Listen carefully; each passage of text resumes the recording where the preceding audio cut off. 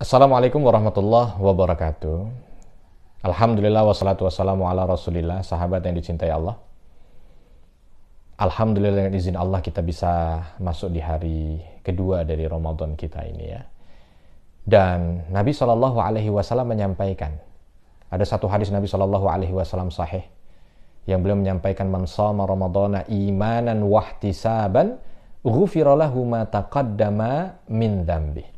Barang siapa yang dia itu berpuasa di bulan Ramadan dengan imanan wahtisaban, maka dia akan mendapatkan pengampunan dosa. Masya Allah. Tuh. Tapi dua syaratnya bisa mendapatkan pengampunan dosa. Apa dia? Imanan wahtisaban. Nah, dua syarat ini yang kita harus pahami sahabat ya.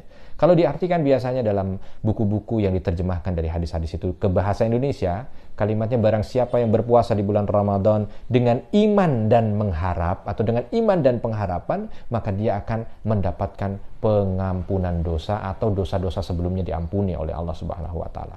Satu, ini kabar gembira buat kita yang berpuasa ini sahabat. Ternyata Ramadan kali ini mampu membuat kita itu terbebas dari dosa. Bayangkan dosa yang begitu banyak sudah kita miliki ini bisa habis di bulan Ramadan ini. Mungkin dosa itu yang membuat beban hidup kita menjadi berat. Mungkin itu yang selalu membuat sempit hidup kita. Bahkan siksanya sudah disiapkan di neraka wal'iyadzubillah. Tapi ternyata dari situ kita punya momen di Ramadan ini untuk dihapus semua dosa. Dengan dua syarat, iman dan ihtisab. Apa itu iman? Supaya kita lebih mudah. Karena kalau hanya sekedar kalimat, siapa yang berpuasa dengan iman dan pengharapan, maka dia akan mendapatkan pengampunan dosa dari dosa yang telah lalu, agak sulit bagi kita untuk memahami ini. Nah, tinggal kita bagaimana sekarang melihat, bagaimana iman, bagaimana ihtisab. Minimal iman itu ada dua sahabat. Iman itu urusannya dengan keyakinan.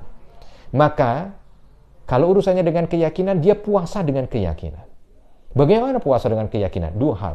Dia puasa, kalau ini betul, yakin betul bahwa ini adalah perintah Allah, maka dia jalani dengan gembira dan bahagia. Dia jalani dengan gembira dan bahagia. Disuruh puasa, dia bahagia. Bangun sahurnya tidak ada beban. Bahkan bahagia.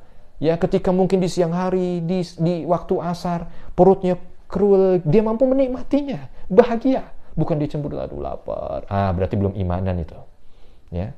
Ketika dia diminta untuk mengisinya dengan bacaan Quran, dia bahagia.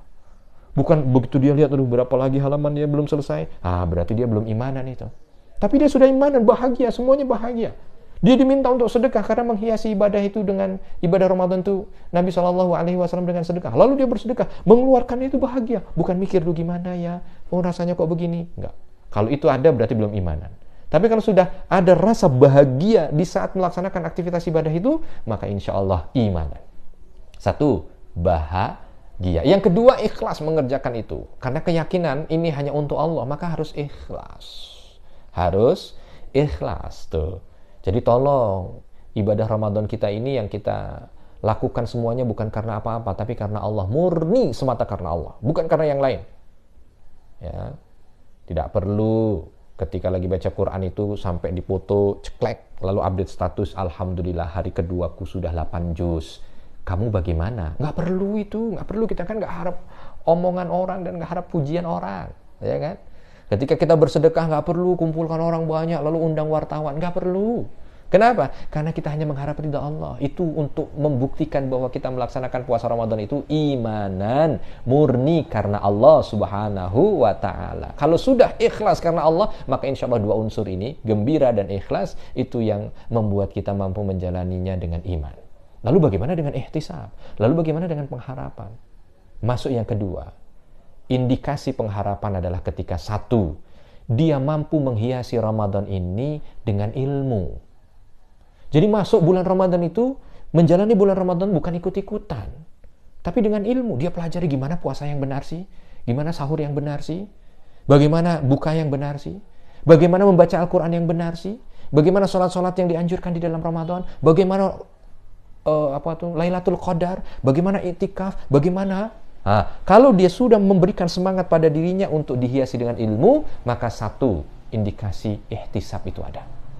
Yang kedua, ihtisab itu ketika dia sudah memiliki ilmunya, dia mengerjakan amalnya itu dengan maksimal, optimal, dan terbaik. Maka disebut dengan ihsan, memberikan yang terbaik. Ya, bukan hanya sisa-sisa. memberikan yang terbaik, memanfaatkan waktu Ramadan ini untuk amal terbaik. Dia selalu berpikir, ini apa yang bisa saya kerjakan dengan terbaik ini apa ya? Mungkin bacaan Al-Qurannya maksimal. Makanya Nabi Shallallahu Alaihi Wasallam senantiasa bersama dengan malaikat Jibril di bulan Ramadan itu untuk mengulang bacaan Al-Qurannya. Maka dari itu sahabat yang dicintai Allah, ayo kita koreksi, masih 2 hari ini.